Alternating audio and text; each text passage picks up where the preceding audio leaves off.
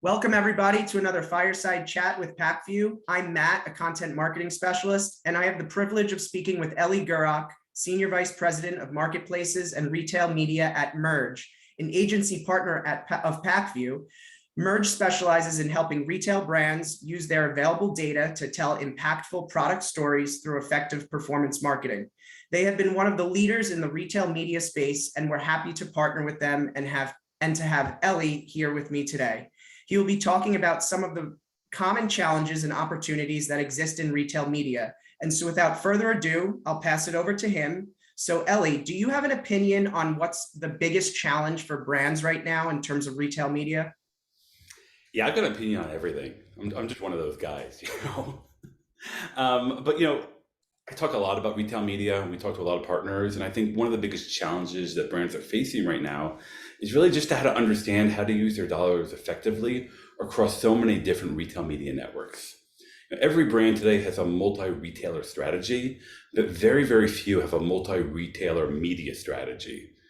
And unfortunately, that's become what's needed. But also, unfortunately, that means traditional wholesaler sales teams have now become media, or now need to become media experts, and extraordinarily few are. So they need to rely on their digital marketing departments to help them navigate, and this creates complication, and it's really a quickly changing world. It's really tough to navigate and really challenging for brands, and we kind of feel for our brands that way, and that's why we like to help. So there's a big gap between retail and media. We know brands are looking for more ways to find customers online and target them. So what's the opportunity for brands who aren't using retail media today or just getting started? Yeah, it's interesting you talk about that gap between retail and media. And I think that gap actually used to be larger. And with the retail media networks, in one way, that gap has become narrower. But to your point, in other ways, it is larger than it's ever been. It needs to be coordinated in a much different way than it's ever been before. But I think that creates opportunity. And anytime you have something new, for those brands who are smart and sophisticated and work with good partners, they can see the opportunity. And so I think the opportunity is there for brands using retail media. I like to point to things like launching new products or boosting products in retailers' rankings. Those are the things where retail media can really make an impact. Everybody wants to have customers discover their new products, but the algorithms that retailers often use fail to favor new products. So by using retail media to catapult new products that have no sales history to positions where customers can actually find them is now really critical for success to launch a successful product. That's really fascinating. Can you tell me about some of the unique use cases that retail media provides? Yeah, this is my favorite use case. I talk about this a lot, but we were working with a backpack brand a couple of years ago who had a pretty unique problem on Target.com. Their backpacks sold really well during back to school, but during the rest of the year, they really struggled selling those packs. The biggest challenge was that their products just didn't have the sales velocity to hit page number 1 before back to school started, so they were losing about 2 to 3 weeks of sales while they slowly rose in those rankings. We built them a retail media campaign that started before back to school, so their products would rise faster in the rankings and they would lose less of that key selling time. Again, I always point to that example because I think it's the best example of where retail media can provide real value to our brands, and it's not just a tax. Yeah, that makes sense. And I know back to school is gearing up now. A lot of brands are also prepping for Q4 already, where competition is even more severe. So we all know that competition for brands in the world of e-commerce is higher than it's ever been before. Can you tell me about some strategies for how brands can outflank their competition through a retail media program? Yeah, what we try to do is we try to customize that spend and optimize that strategy for each retailer specifically. And we do that really in 2 ways. One is we optimize those listings for each retailer specifically. There is no one size fits all. And in fact, customers don't want to read the same descriptions across every single retailer. They want to see some differentiation. And when you create differentiation, it needs to be relevant to that retailer. And the goal with that is to really ensure organic visibility and overall better ROAS on the paid campaigns. And the number two that we try to keep in the back of our heads always is that the same products and the same keywords that work for one retailer might not work for another. So our goal is always to create, test, and adapt really, really, really quickly. So with that said, that's really insightful. Thank you. So in fact, based on Pacvue data, we see that generic and broad keywords tend to be more popular on Walmart than Amazon, for example, and lower priced items tend to perform better on Walmart. Can you talk a little about how brands can allocate spend appropriately at each touch point in the customer journey? Yeah, I mean, it shouldn't be a surprise to anybody listening to this fireside chat that people shop differently at different retailers. They use different retailers, in fact, for different pieces of that funnel. So, for example, customers might like, Macy's navigation and prefer to browse on Macy's, but when they're ready to make a purchase, they want to make that purchase from Amazon or vice versa, or a million different iterations of that. And what we try to do at Merge is try to understand that consumer behavior and be able to allocate budget effectively based on that behavior. And so what we do is we really allocate spend appropriately at each piece of the touch point, right? Consideration, awareness, conversion, to leverage the overall flywheel. But we customize it per retailer, and we say, okay, consideration is going to be stronger on Walmart, but awareness is going to be stronger on Amazon. So as we build our budget, we take all of that into account. And our real goal is to accumulate reviews and, by extension, create new awareness for products and build on the traction of mature products to build overall loyalty. And we do that really in three ways. One is we create a cohesive strategy between off-site, on-site display, and on-site PPC advertising efforts. And we do that based on where products and product lines are in the product lifecycle. Two, we leverage audience insights to inform new keywords and targets and vice versa, and create its own mini flywheel of just new keywords and targets and campaigns. And then three, constantly reevaluating assumptions. We look at full funnel advertising impact, and we look at the original goals that we set for the product lines and how we're pacing against them, all with the goal of maximizing ROAS. With that said, could you recommend how much budget a brand should allocate and maintain during the testing phase? My general rule of thumb is 10 to 15% of budget should always be allocated for testing. And that's actually high, I would think. Curious to hear what some of my peers would think. But 10 to 15% to me is high, but I think it's really necessary.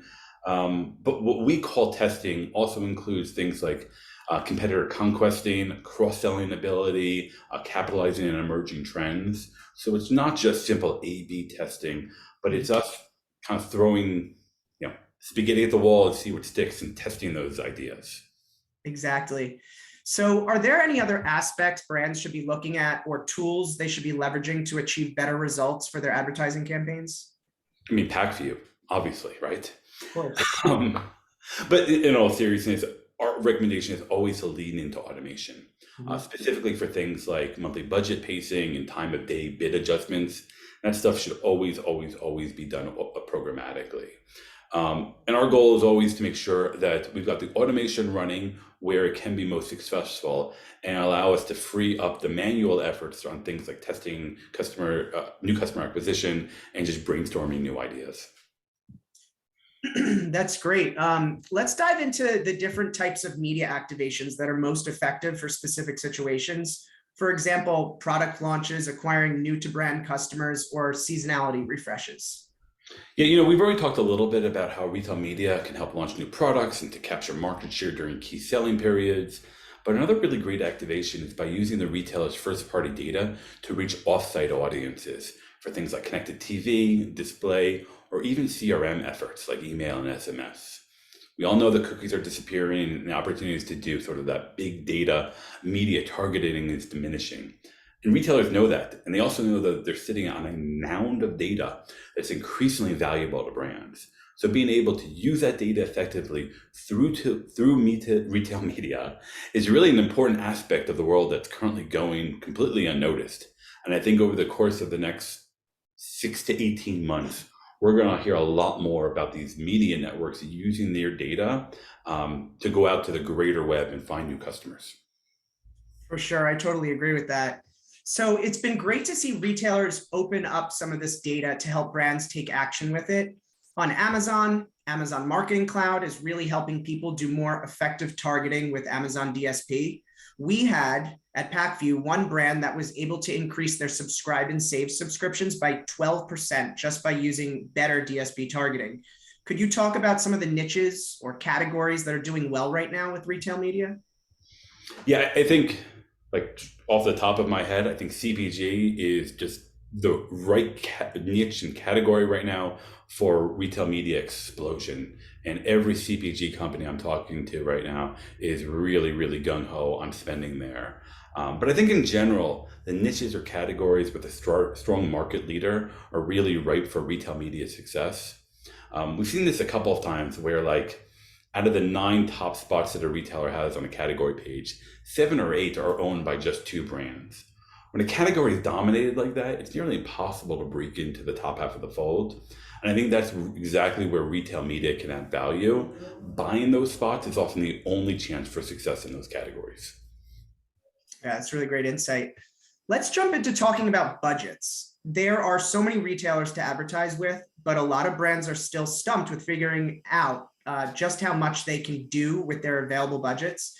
Can you give me some insight into what brands could do to get the most results from their available budget? Yeah. Yeah, that's the $1 million question. Like, literally $1 million question, right? You know, a good chunk of our clients are in the apparel space. And so for them, there are 6 or 7 top retailers that they need to advertise with.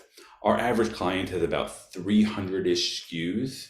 So when they need to figure out how to use their budget strategically, they really struggle to figure it out. And not to toot our own horn, but I think that's exactly where Pacvue and Merge come in to play. Together, we have the tools, data, and knowledge to take a granular SKU by SKU and retailer by retailer approach to budget allocation. And we work together with the brands to use their available budget as effectively as possible. There's no easy solution or magic bullet here, and this is probably the top of the top conversations that I hear day in, day out from brands and retailers. Tough.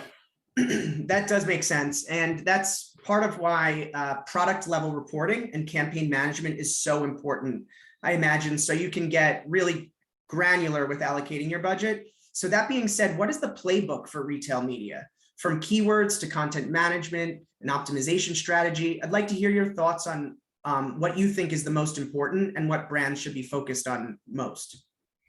Yeah, I like to start with relevancy. And relevancy is super important in everything we do. And sometimes that comes in the form of keywords, other times that comes in the form of content, and still other times it's a bidding strategy. So my goal is always to make sure that we're being as relevant to the customer and to the brand as possible. I also strongly believe in adding value in everything we do. And if we have to do retail media, which I think sadly we do have to do right now, then let's do it in a way where we're being as helpful as possible to the customer. And I believe that the way to do that is through relevancy. You know, here at Merge, we really adhere to the principles of using technology to tell really strong brand stories. Retail media is no different. And so our playbook is using the available data to tell the right story to the right customer, hopefully to sell the right product. Could you tell me a little about how brands should evaluate their retail media performance? This is super important.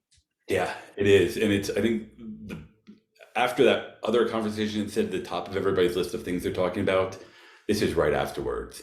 My background is I come from a direct response marketing background. In fact, the first e-commerce company I worked for was a cataloger who was in the process of going digital. So my answer to that question is always going to be the same. It's always going to be direct attribution. That being said, that's not always the best way to evaluate a program's performance, especially with a niche program, and retail media still is a niche program in my assumption. And so when you're evaluating a niche program, sometimes direct attribution is honestly the worst way to evaluate performance.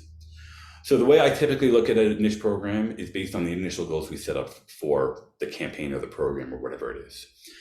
So I also like to match a hard metric with a soft one. I feel that tells a story of both campaign effectiveness as well as campaign health. Two slightly different things, but you need both to see long-term success. I also like to keep things as stupidly simple as possible.